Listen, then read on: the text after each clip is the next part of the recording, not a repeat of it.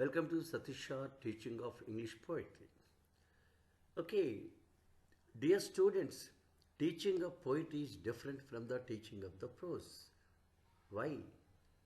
In the prose, the words in the best order, whereas in the poetry, best words in the best order. So, in the poetry, the words are brief, but their effect is much more than the words in the prose. Okay, the main aim of teaching poetry is to score full marks in the SSC public examinations. Okay, let us start our poetry with the first poem, The Dust of Snow. The Dust of Snow is a beautiful poem, is written by Robert Frost. Let us learn about the poem and the poet.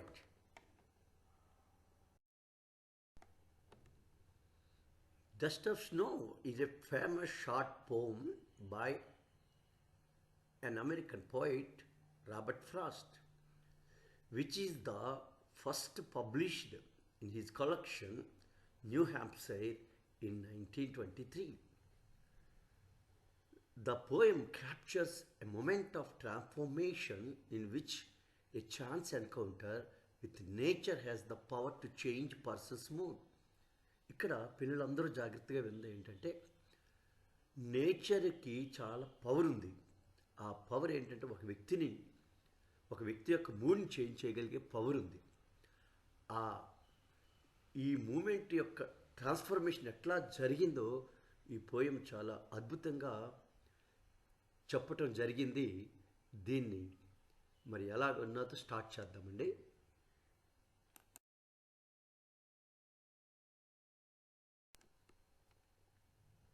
First of all, I would like to read the poem. You all listen carefully. Okay. Dust of Snow by Robert Frost. The way a crow shook down on me, the dust of snow from hemlock tree, has given my heart a change of mood and saved some part of day I had ruined. Okay.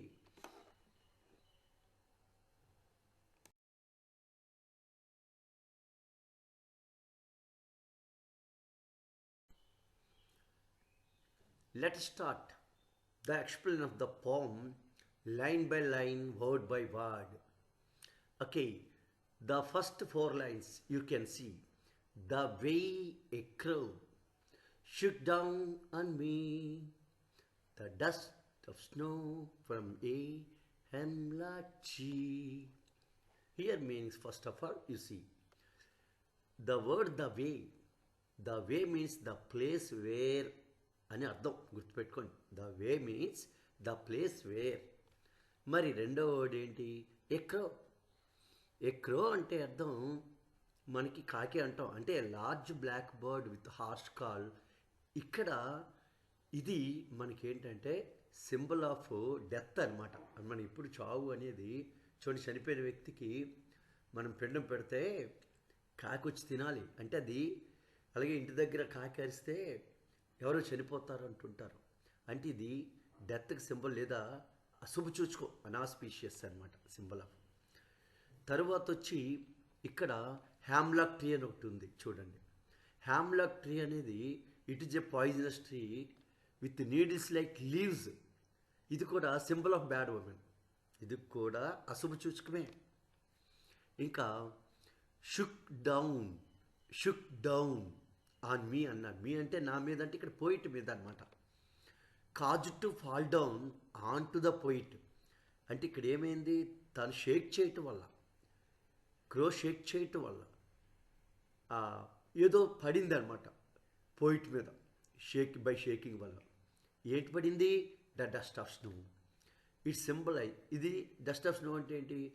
Snow particles అంటే మంచు ధూళి అంటాం, మంచు ధూళి. ఇది pure and beautiful అనమాట. ఇది nature's gift, ఇది ఒక పాజిటివ్ సింబల్. అంటే ఇక్కడ మనం ఈ 4 లైన్లో చూసినట్లయితే జాగ్రత్తగా చూడండి. ద వే అంటే వేర్ ద అంటే ద ప్లేస్ వేర్ అని అర్థం. The place where the event happens.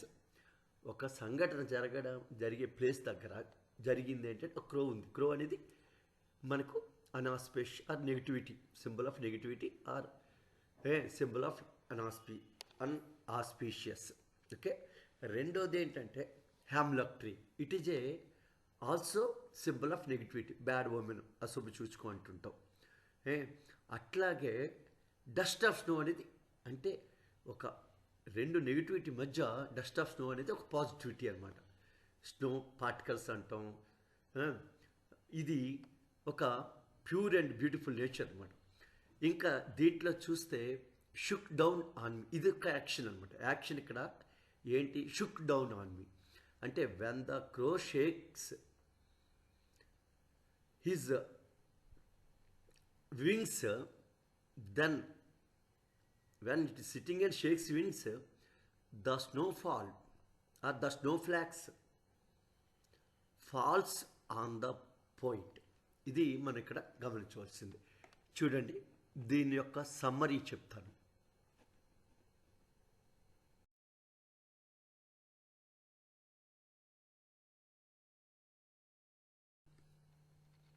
ఇక్కడ చూడండి, the way a crow shook down on me, the way a crow first line, shook down on me second line, dust of snow third line, from hemlock tree fourth line.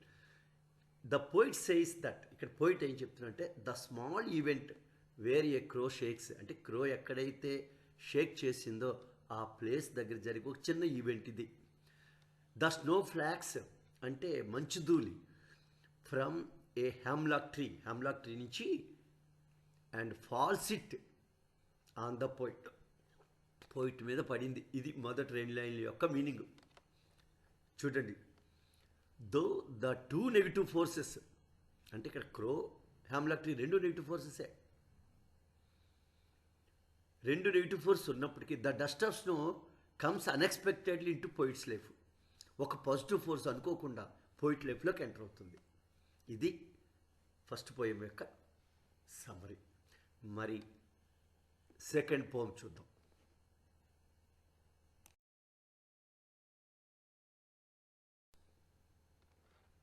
Has given my heart. Has given means something or someone has provided something. అంటే ఒక thing కానీ ఒక person కానీ మనకి కలిపి ఏదో ఒకటి ఇవ్వడం అని హ్యాస్ గివెన్ మై అంట హార్ట్. మై హార్ట్ అంటే ఇక్కడ నా హార్ట్ కాదు, the speakers emotional state or feeling. ఇక్కడ స్పీకర్ ఎవరంటే పోయిట్ యొక్క ఎమోషనల్ ఫీలింగ్స్ని మై హార్ట్ అనే అర్థంలో చెప్పుకొచ్చాడు. నెక్స్ట్ చేంజ్ ఆఫ్ మూడ్ అంటే ఇక్కడ చేంజ్ ఆఫ్ మూడ్ అంటే shift in the way the speaker is feeling. అంటే ఏంటి, అతని ఫీలింగ్లో ఒక షిఫ్ట్ కనపడింది.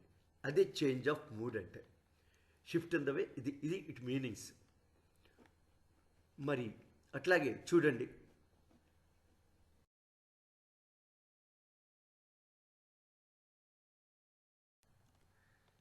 and saved some part.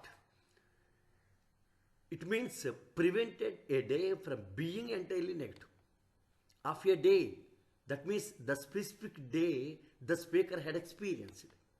I had viewed, that means the speaker had previously felt regretful about a day is in question. ఇక్కడ మీరు జాగ్రత్తగా వినండి. ఫస్ట్ ఆఫ్ డే అన్నాడు. ఇక్కడ ఆఫ్ డే అంటే the specific day the speaker had experience. స్పీకర్కి regretful experience ఉన్న ఆ ప్రత్యేకమైన రోజు అనమాట ఆఫ్ డే. అది ఏంటట, యాక్చువల్గా ఐ హ్యాడ్ రివ్యూడ్ అంటే అక్కడ రివ్యూడ్ అంటే పదం చూడండి, RUED. రివ్యూడ్ మీన్స్ ఫెల్ట్ రిగ్రెట్ఫుల్ అంటే ఏంటి, చాలా బాధగా ఉండే. అక్కడ తను ఆ రోజంతా ఈ బాధతోనే వేస్ట్ అయిపోతుంది అనేది పోయిట్ యొక్క క్వశ్చన్ అన్నమాట. కానీ అలాంటిది ఎప్పుడైతే స్నోఫాల్ ఈ షేకింగ్ వల్ల స్నోఫాల్ తన మీద పడిందో అప్పుడు తనలో ఆ స్నోఫాల్ అంటే నేచర్ ఎప్పుడైతే వచ్చిందో ఇట్ హీల్స్ హీ సారఫుల్నెస్, తన యొక్క సారఫుల్నెస్ని అది నయం చేసింది. అందుకనే ఆ డే సేవ్ అయింది అనమాట. అందుకే సేవ్డ్ సమ్డే అంటే ఆ నెగిటివిటీ, ఎంటైర్లీ నెగిటివిటీ ఉండే రోజులో ఆ భాగం సేవ్ అయింది అని ఈ పద్యంలో చెప్పుకొచ్చాడు. దీని సమ్మరీ ఒకసారి చూద్దాం.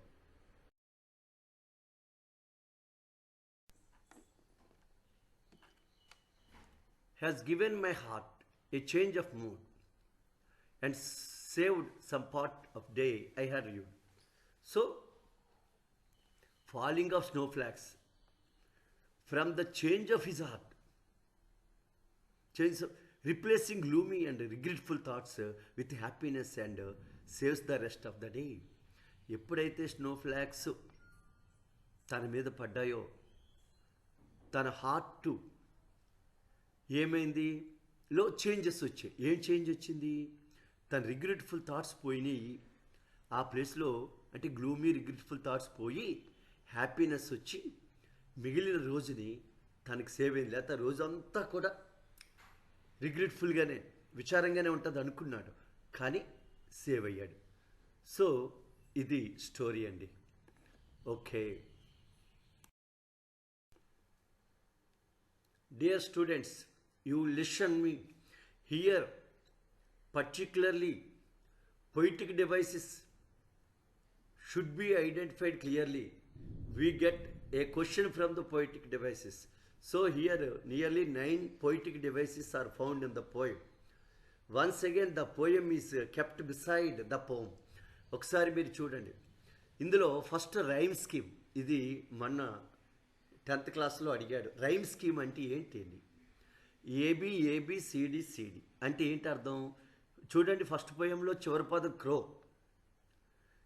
ఫస్ట్ లైన్లో చివరి పదం క్రో, సెకండ్ లైన్లో చివరి పదం me, the way a crow shook down on me the dust of snow from hemlock tree. ఇక్కడ చూడండి, క్రో ఫస్ట్ లైన్లో చివరి పదం, థర్డ్ లైన్లో స్నో, క్రౌ స్నో, ఈ రెండు కూడా ఒకేలా పలికాం కాబట్టి దీన్ని ఏ అంటాం క్రో దగ్గర. మరి సెకండ్ లైన్లో చివరి పదం మీ కాబట్టి దానికి డిఫరెంట్గా ఉంది కాబట్టి బి అంటాం. థర్డ్ లైన్లో చివరి పదం స్నో, క్రోకి మనకి ఇక్కడ ఏమవుతుంది, ఒకేలా రైమ్ కుదిరింది కాబట్టి మళ్ళీ ఏ అంటాం. మీకి ట్రీకి ఒకేలా పలికాం కాబట్టి బి అంటాం. అందుకే ఏబి ఏబి. అలాగే సెకండ్ పోయంలో తీస్తే హార్ట్ పార్ట్ ఒకలాగున్నాయి, అందుకే మనం సిడి 3 వేరు కదా, హార్ట్కి పార్ట్కి ఒకలాందుకు C D C D. Rude 3, mood rude ఒకలాగా వచ్చాయి, హార్ట్ పార్ట్ ఒకలా సిడి సిడి. అందుకే రైమ్ స్కీమ్ అడిగితే, అయితే ఎందుకు sir rhyme scheme? Yes, rhyme scheme వలన పోయిటిక్కి మ్యూజికల్ క్వాలిటీ వస్తుంది. అందుకే రైమ్ స్కీమ్ అనేది పోయిట్స్ యూజ్ చేస్తారు. So for getting musical quality the poet uses the rhyme scheme. So what is the rhyme scheme? A B A B C D C D. ఇంకా symbolism, ఇక్కడ యాక్చువల్గా 3 symbolisms ఉన్నాయి. హ్యామ్లాక్ tree, crow, dust of snow, ముగ్గురు చూడండి. Hemlock tree negativity, symbolity of negativity. Crow symbol of negativity. అట్లాగే మన dust of snow ఇది pure and beautiful అని చెప్పాం కదా, సో ఇది సింబల్ ఆఫ్ పాజిటివిటీ కాబట్టి ఇది. ఇంక ఇక్కడ యాలిటరేషన్స్ ఉన్నాయి. హ్యాస్ గివెన్ మై హార్ట్ అంటే ఇక్కడ ఏమవుతుంది, మై హార్ట్ హ్యాస్ గివెన్ అని అర్థం యాక్చువల్గా పోయం ఆర్డర్, కానీ అక్కడ ప్రొసోడీకి ఇబ్బంది లేకుండా, ఛందస్కి ఇబ్బంది లేకుండా అట్లాగా చేంజ్ అవుతుంటుంది. ఇక్కడ హెచ్ అనేది మనకు రెండిట్లో కూడా హ్యాజ్ హార్ట్ రెండిట్లో హెచ్ సౌండ్ రిపీట్ అయింది అనమాట. సేమ్ కాన్సోనెంట్ సౌండ్ రిపీట్ అయితే దాన్ని యాలిటరేషన్ అంటాం. వరుస పదాల్లో రిపీట్ అవ్వాలి. తర్వాత చూడండి, సేవ్డ్ సమ్, సేవ్డ్లో సా సౌండ్, సమ్లో సా సౌండ్. అంటే సేమ్ కాన్సోనెంట్ సౌండ్ 2 లేదా అంతకంటే ఎక్కువ వర్డ్స్లో దగ్గరలో అక్కరవ్వడాన్ని యాలిటరేషన్ అంటారు. అంటే ఒకే హల్లు పలుమార్లు రావటమే యాలిటరేషన్, తెలుగులో విర్చన్ ప్లస్ అలంకారం. మరి సింబాలిజం, ఇక్కడ already the dust of snow symbolizes moment of purity, redemption or positive change. అంటే పాజిటివ్ చేంజ్కి symbolism dust of snow already చెప్పుకున్నాం కదా. ఎంజాంబ్మెంట్. ఎంజాంబ్మెంట్ అంటే ఏం లేదండి, ఇక్కడ క్లియర్గా చూడండి. ఫస్ట్ లైన్కి సెకండ్ లైన్కి మధ్యలో ఎలాంటి పంక్చువేషన్ మార్క్స్ లేవు. అలాగే థర్డ్ లైన్కి ఫోర్త్ లైన్కి మధ్యలో కూడా ఎలాంటి పంక్చువేషన్ మార్క్స్ లేవు. అంటే రెండు పొయిటిక్ లైన్స్ మధ్య ఒక స్టాంజాలో ఎటువంటి పంక్చువేషన్ మార్క్ వాడలేదంటే సెన్స్ కంటిన్యూటీ రన్ అవుతుంది అని అర్థం. దీన్నే ఎంజాయ్మెంట్ లైన్స్ అంటారు. అందుకే మీరు పద్యం చూడండి, ఫస్ట్ పద్యం చివరిలోనే తప్ప మధ్యలో ఎలాంటి కామాలు కానీ ఏముండవు అనమాట. చివరిలో ఫుల్ స్టాప్ ఉంటుంది. అలాగే సెకండ్ పద్యంలో కూడా అదే ఎంజాయ్మెంట్ లైన్ అంటే. ఓకేనండి. Next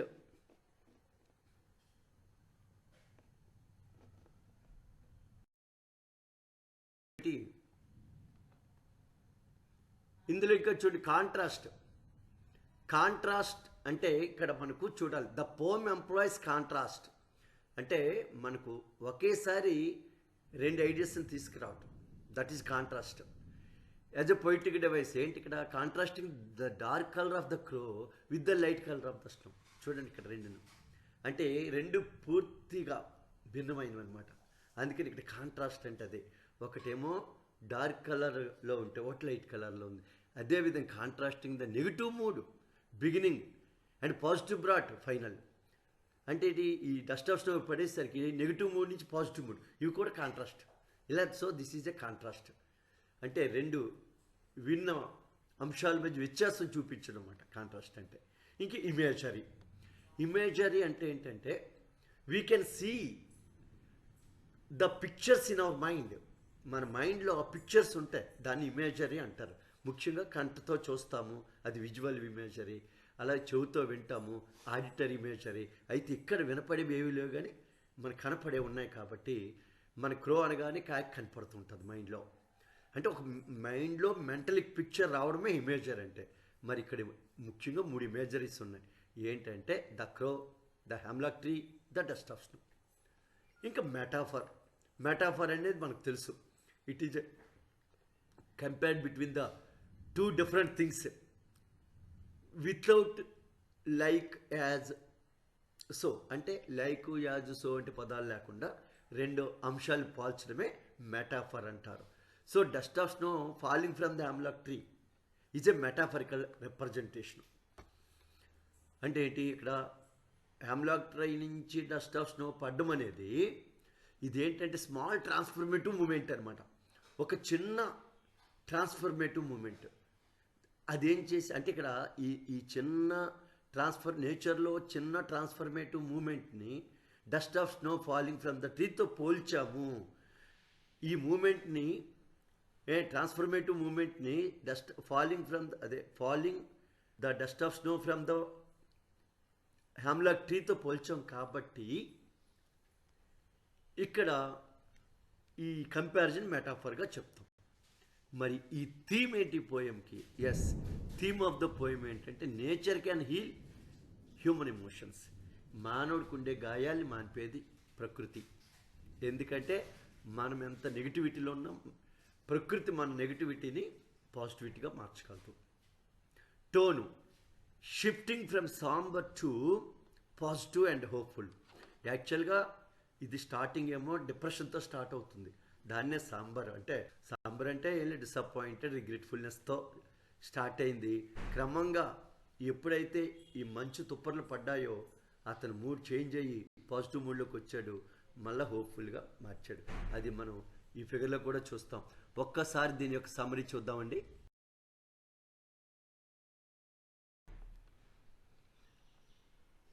poet already we discuss Robert Frost. So ఇక్కడ పోయిట్ ఎట్లా ఉన్నాడు? పెన్సివ్గా ఉన్నాడు. ఎక్కడున్నాడు? నేచర్తో కనెక్ట్ అయ్యి ఉన్నాడు. ఇది పోయిటెక్ పొజిషను. ఇందులో dust of snow by Robert Frost అన్న కదా, ఇక్కడ అది వింటర్ డే, మంచు పడుతుంది కదా, వింటర్ డే. హ్యామ్లాక్ ట్రీ దగ్గర ఉన్నాడు.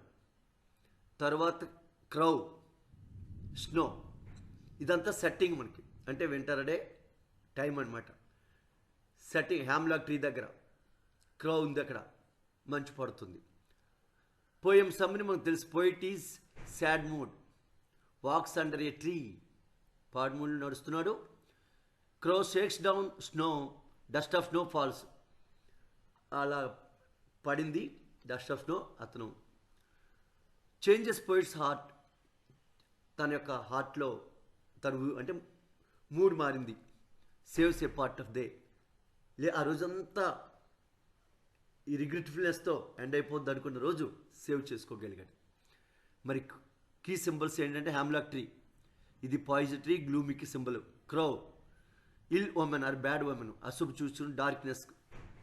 Okay.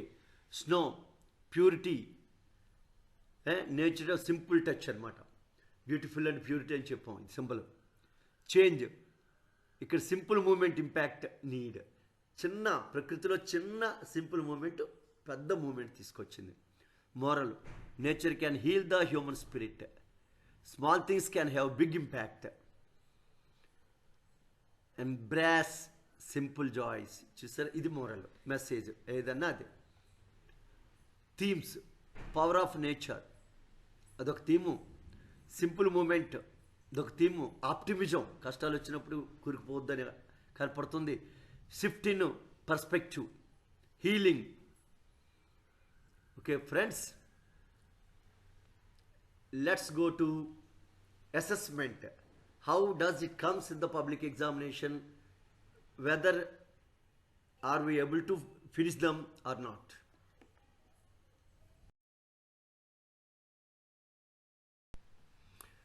Okay, let us discuss the questions. What is the name of that given in the stanza? Here the first question is, already we discussed Hamlet G, where the poet according to the stanza under hemlock tree. How is the poet's mood initially? Initially means ప్రారంభంలో అతని mood ఎట్లా ఉంది? Depressed mood, రిగ్రెట్ఫుల్నెస్, sorrowfulness, ఏదైనా పర్లేదు. What changes poet's mood? Poet mood change చేసేది ఎవరు? Cool వెదరా, snow or రైనా? Snow. How was the poet's rest of the day, మిగతా రోజు ఎలా ఉన్నాడు? ఎప్పుడైతే స్నోఫాల్ పడిందో మిగతా రోజు సేవ్ అయిందిగా, రిగ్రెట్ఫుల్ నుంచి హ్యాపీగా మారాడు. కాబట్టి బి, అన్ని బీలే వచ్చినాయండి. జాగ్రత్తగా ఇది this passage question taken from the 100 Days Action Plan. Let us see some other questions.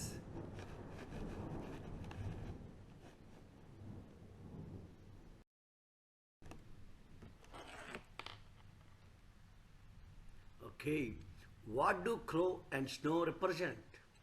Crow represents unauspicious or bad women. అంటే మనకు అశుభ సూచకం.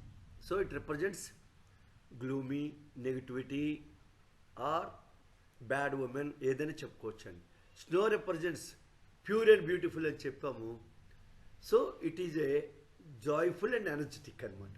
ఇది రెండోది. What was the change in the mood of the poet after snowfall? After snowfall the poet's mood has been changed. He became positive, he becomes happy. What is the setting of the poem? Snow ట్రీట్సా, steep రాక్సా, dry forest? అంటే ఇక్కడ snowy streets, మంచు పడుతున్న ఇది ఉందన్నమాట. Next the word rued. Rued అంటే అర్థం ఏంటంటే feeling of regretful or damaged mood. ఇక్కడ ఇచ్చిన ఆప్షన్లో damaged mood. What is the imagery in the poem? ఇందులో ఇమేజరీ ఏంటంటే మన కంటికి కనిపించే ఏ స్నో వింటర్ డే, ఇది వింటర్ సీజన్ అన్నమాట, స్నో వింటర్ డే. కాబట్టి B, ABC options we write అండి. ఓకే, నెక్స్ట్ ఇంకొక పాసేజ్ చూద్దాం.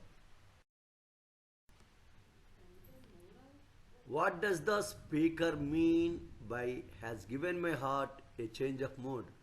That means the poet's mood has been changed into positive. That is the main. How does the speaker's perception of the day change after a described experience?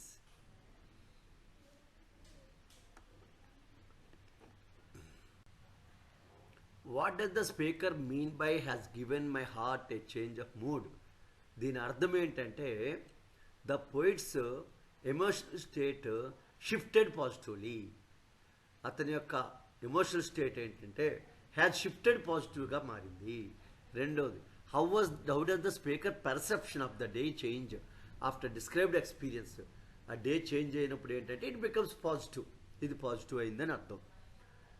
తర్వాత according to the poem, what does the dust of snow for the speaker. ఏంటంటే చూడండి ప్రకారంగా dust of snow దేని save చేసింది, part of the day B అనమాట. What is the overall mood of the poem. Overall mood ఏంటంటే melancholic, అంటే మొదట బాధ విచారాన్ని మనం మెలాంకలిక్ అంటాం, మెలాంకలిక్.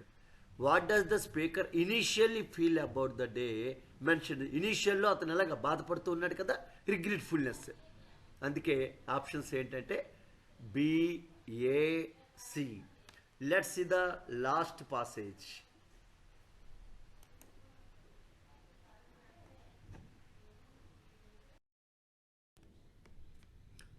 What is the impact of the crow shaking down the dust of snow on the speaker's mood? అతని mood మీద క్రో షేక్ చేయటం వలన డస్ట్ ఆఫ్ స్నో పడడం వల్ల ఎలా మార్పు వచ్చింది? Yes, his emotion has been changed. He becomes positiveness. Next, what effect does the described experience have on the speaker's heart. ఏంటంటే హీ బికమ్స్ మోర్ పాజిటివ్ అనమాట. అట్లాగే in the poem dust of snow ఏ చెట్టు నుంచి పడుతుంది అని అడిగాడు, ఏబిసిలో. చూడండి, hemlock tree. C. What does the change of mood అంటే అర్థం ఏంటి అంటే ఇక్కడ అన్ ఎమోషనల్ ట్రాన్స్ఫర్మేషన్, అది మూమెంట్ ఆఫ్ ట్రాన్స్ఫర్మేషన్ అని అర్థం చేంజ్ ఆఫ్ మూడ్ అంటే. తర్వాత what does the poem suggest about the significance of nature of influence human emotions అని అడిగాడు. Nature can have a profound impact on human emotions. So ఇక్కడ options ఏంటంటే BAC. అయితే మీరందరూ కీ చూడండి వెనకాల ఇవ్వటం జరిగింది, జాగ్రత్తగా.